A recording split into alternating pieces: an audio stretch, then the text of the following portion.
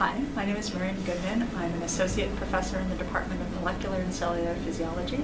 I've been a faculty member here at Stanford for just over 10 years. So Jennifer and I are offering this class in order to share what we've learned over the last 4 years with a community of neuroscience students and postdocs with the broader community at Stanford. And one of our goals is to increase awareness of how gender differences and gender bias affects our careers as scientists and how it affects the science that we can do and think about. And we would very much like to use this class and other things that we're doing to change the equation.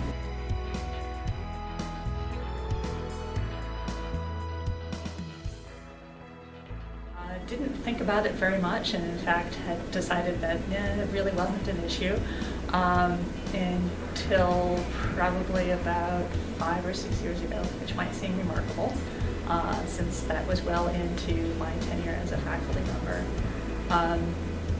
I knew that there were lots of differences and barriers for women in the workplace based on my mother's experience. So my mother actually started her PhD when she was pregnant with me, but she had 2 older children, and she had to hide her pregnancy, otherwise she would not have been able to continue in the graduate program. So the world has changed quite a lot since then, and those changes are real and palpable and important, but there are still many differences that remain that affect women disproportionately than they do men.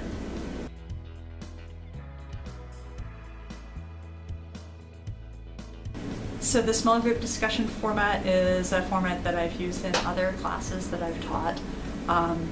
It has a number of things to recommend it. First of all, when you're discussing in small groups, people who are not naturally extroverted are more likely to voice their opinions in a small group than they are in a larger group. So then we get to hear more voices and people get to be more actively engaged, and the engagement is less dependent on differences in personality characteristics. And then we also like to bring all of those voices together when we come together to discuss the papers as a classroom.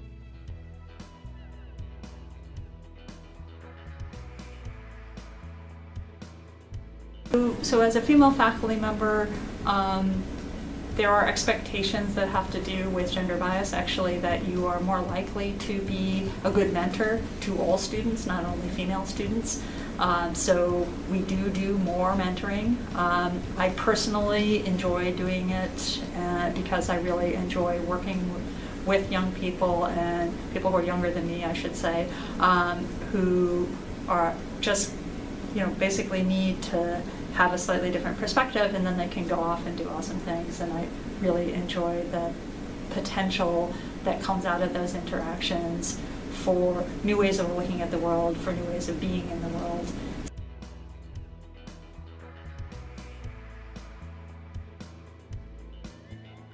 And one of them actually principally is to begin to start thinking about many of the larger kind of organizational issues that we discuss as not being a women's issue, right? So I try always, for example, when I'm discussing issues related to students and postdocs having children, that I talk about parents and parental leave, not mothers and maternity leave.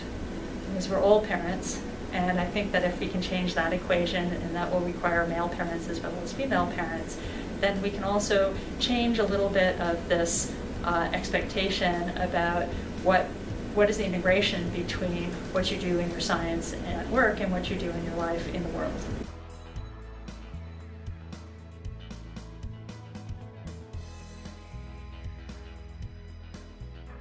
Quite a lot of attention paid to the representation of women in a variety of different fields in the popular press.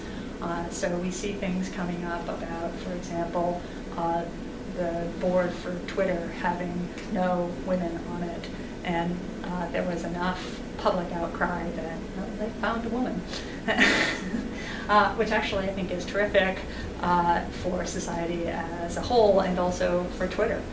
Because I think that research says that corporate boards that have mixed gender actually have better performance.